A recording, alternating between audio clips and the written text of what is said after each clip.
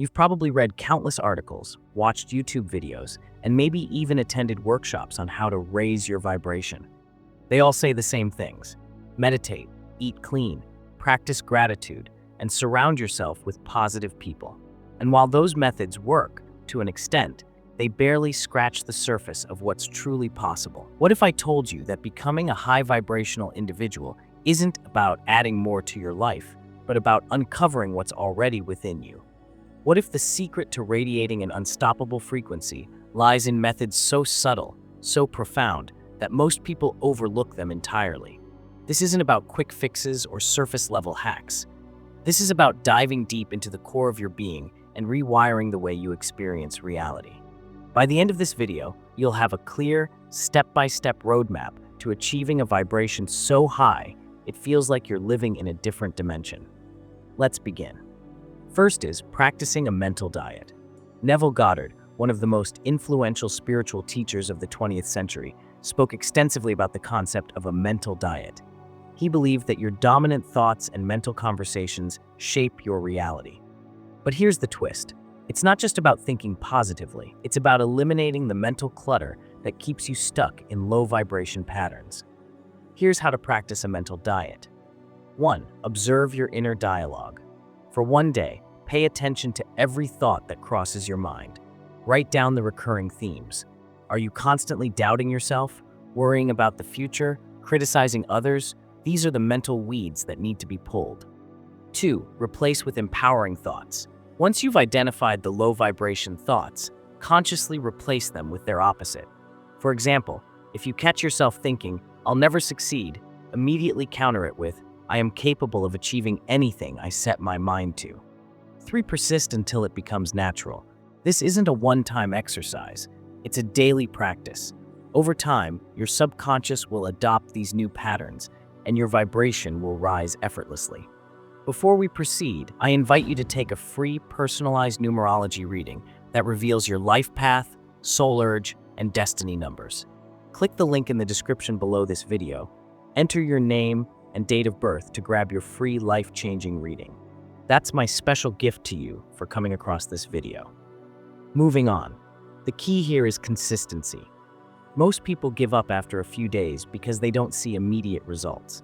But as Neville Goddard said, assume the feeling of your wish fulfilled, and your assumption, though false, will harden into fact. Next is quantum jumping. Quantum jumping is a concept rooted in quantum physics and spirituality. It's the idea that you can jump to a parallel reality where your desires are already manifest. This isn't science fiction. It's a practical method for raising your vibration by aligning with a higher version of yourself. Here's how to quantum jump. 1. Visualize your desired reality. Close your eyes and imagine yourself living the life you want. Feel the emotions associated with it: joy, gratitude, peace. The more vivid and emotional the visualization, the stronger the shift. 2. Use affirmations as anchors. While in this meditative state, repeat affirmations that align with your desired reality. For example, "I am living in abundance," or "I am radiating love and positivity." 3. Let go of the old reality. This is the hardest part. You must release attachment to your current circumstances and fully embrace the new reality. Trust that the universe will bridge the gap. This method works because it bypasses the logical mind and speaks directly to your subconscious. As you practice quantum jumping, you'll notice synchronicities and opportunities that seem to come out of nowhere. That's your vibration aligning with a higher frequency. Next is energy transmutation. Energy transmutation is an ancient technique used by mystics and alchemists to convert low vibration energy, like fear or anger, into high vibration energy, like love or creativity. This isn't about suppressing emotions, it's about transforming them. Here's how to transmute energy. 1. Acknowledge the emotion. When you feel a negative emotion, don't resist it. Acknowledge it fully. Say to yourself, "I am feeling anger right now, and that's okay." 2. Locate it in your body. Close your eyes and scan your body. Where do you feel the emotion? Is it a tightness in your chest? A knot in your stomach? Focus on that area. 3. Breathe into it. Take deep, slow breaths, directing the breath to the area where you feel the emotion. Imagine the breath dissolving the tension and transforming the energy. 4. Redirect the energy. Once the emotion has softened, redirect the energy into something positive. For example, if you're feeling angry, channel that energy into a creative project or a workout. This practice not only raises your vibration, but also empowers you to take control of your emotional state. Over time, you'll find that negative emotions lose their grip on you. Next is the secret language of symbols and archetypes. Carl Jung once said, "Until you make the unconscious conscious, it will direct your life, and you will call it fate." Symbols and archetypes are the keys to unlocking this hidden realm of the conscious. They are the universal language of the soul, and when you learn to speak it, you tap into a wellspring of power that can elevate your vibration like nothing else. Symbols bypass the logical mind and speak directly to your subconscious. They are like shortcuts to deeper truths. For example, water often symbolizes emotions, while a mountain can represent challenges or spiritual ascent. Archetypes, on the other hand, are universal patterns of behavior. Think of the hero, the sage, the lover, or the rebel. These are not just abstract concepts, they are living energies that reside within you. Here's how to use symbols and archetypes. 1. Identify your personal symbols. Start by paying attention to recurring images or themes in your dreams, meditations, or even daily life. Do you keep seeing birds? Perhaps they symbolize freedom or a higher perspective. Are you drawn to the image of a tree? It might represent growth, stability, or connection to nature. Write these symbols down and reflect on what they mean to you personally. 2. Create a symbol altar.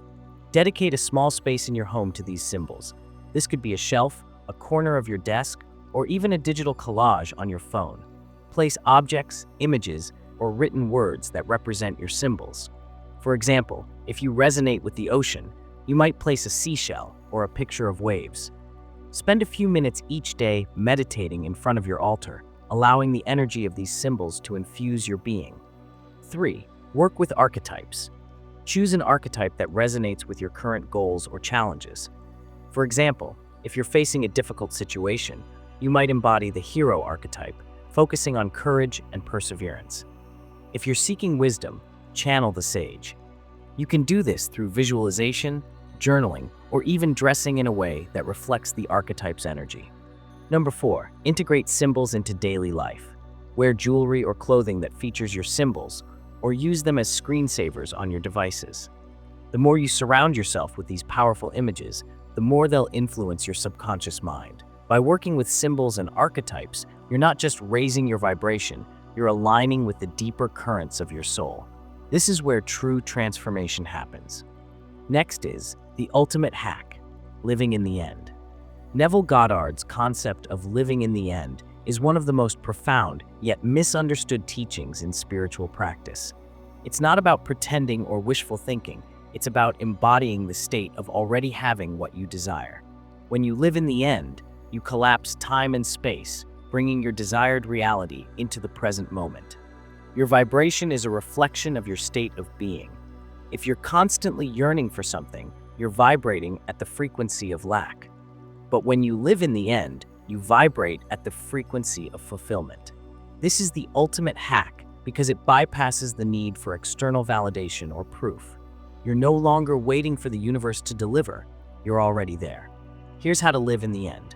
1. Define your desired state. Get crystal clear on what you want and, more importantly, how it feels. For example, if you want financial abundance, don't just focus on the number in your bank account. Focus on the feeling of security, freedom, and joy that comes with it. 2. Act as if. Start behaving as if your desire is already fulfilled. If you want to be in a loving relationship, act as if you're already deeply loved. This doesn't mean you have to lie to yourself or others. It means you embody the qualities of someone who is loved, confidence, openness, and warmth. 3. Ignore the 3D reality. This is where most people stumble.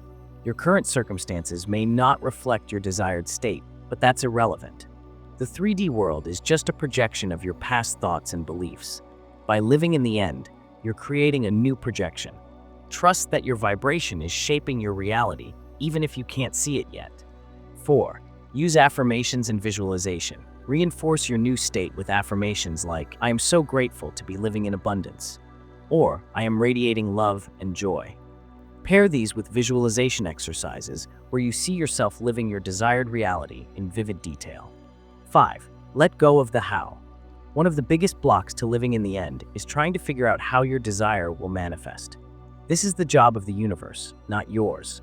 Your job is to stay in the state of fulfillment and trust that the details will be taken care of. Living in the end is a radical act of faith. It requires you to let go of doubt and fully embrace the reality you want to create. But when you do, you'll find that your vibration rises effortlessly and your desires begin to manifest in ways you never imagined. Becoming a high vibrational individual isn't about achieving some perfect state where everything is sunshine and rainbows. It's about embracing the full spectrum of your humanity while staying connected to your higher self. It's about finding joy in the journey, even when the path is rocky. The methods I've shared here, mental diets, quantum jumping, energy transmutation, working with symbols and archetypes, and living in the end, are not just tools. They are invitations to explore the depths of your being and discover the infinite potential that lies within you. As you practice these techniques, remember that raising your vibration is a process, not a destination. There will be days when you feel like you're on top of the world, and others when you feel like you're back at square one. That's okay. What matters is that you keep going. You are already a high vibrational being. You always have been. The journey isn't about becoming something you're not. It's about remembering who you truly are. It's about peeling back the layers of conditioning, fear, and doubt to reveal the radiant essence that has always been there. So forget everything you've learned about becoming a high vibrational individual. Forget the rules, the shoulds, and the musts. Instead, focus on what feels true for you. Trust your intuition. Follow your joy, and know that every step you take, no matter how small, is bringing you closer to the life you were meant to live. The universe is conspiring in your favor. All you have to do is let it in.